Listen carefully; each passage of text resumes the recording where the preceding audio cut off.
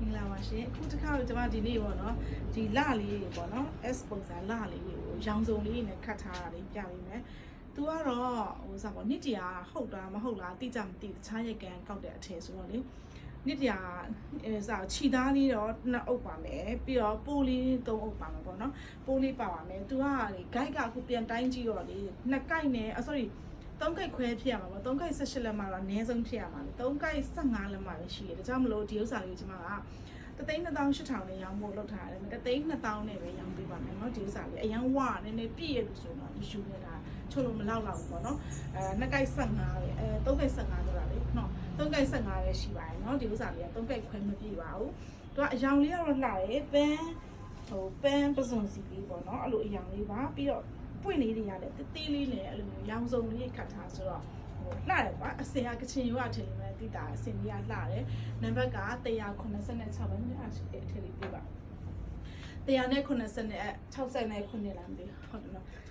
ဒီဥစ္စာလေးကဒီလိုမျိုးလေးနော်ဒီလိုမျိုးနှစ်ထည်ရှိရနော်ဒီလိုမျိုးလေးနှစ်ထည်ရှိပါတယ်ဒါလေးကအဲ့ဒါလေးကပိုးလေးပေါ့နော်ဒါလေးကလည်းပိုးလေးပဲသူကတော့ကြံရင်နုနုလေးလှရတရားလေးလေနော်သူကတော့အနားပုံစံမဟုတ်ဘူး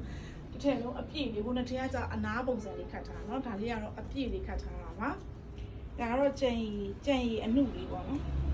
ကြံရီအနုလေးချက်စရာလေးဒီအောင်လေး168ပါနော်3,200ဝတ်ပြောပါတယ်သူစီလေးနဲ့သူကတော့နော်နောက်တစ်ထည်လေးကကျတော့သူကလည်းအပြည့်လေးပဲဒါကျတော့လည်း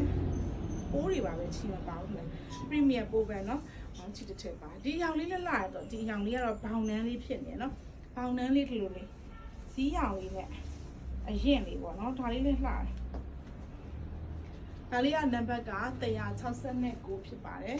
နောက်တစ်ထည်ဒီတစ်ထည်ကကြတော့ခြီသားလေးပေါ့နော်ဒါခြီကလေးလေးစိုးစိမ်းအရင်လေးပါသူကအောက်နားလေးနဲ့ချက်စရာလေးဒါလေးခြီလေးကဒီတော့အုပ်ပဲပါပါတယ်နော်အတူတူပဲဖြစ်နေမယ်ဂိုင်းကဂိုင်းကြည့်ရတာလေအဲဒါကြောင့်ဒါလေးကကျွန်တော်3,200နဲ့ရောင်းပေးမယ်နော်ကြိုက်တဲ့သူရှိရဆိုရင်ပေါ့ပေါ့ပပလေးဝတ်လို့ကောင်းတယ်အပြည့်စင်အပွင့်တည်လေးပေါ့နော်ဒါလေးကနံပါတ်190ပါ190ကခြီလေးဖြစ်တယ်နော်ကြိုက်တဲ့သူရှိရင်နံပါတ်ကလေးနဲ့ comment မှာပြောလို့ရပါတယ်ရှင်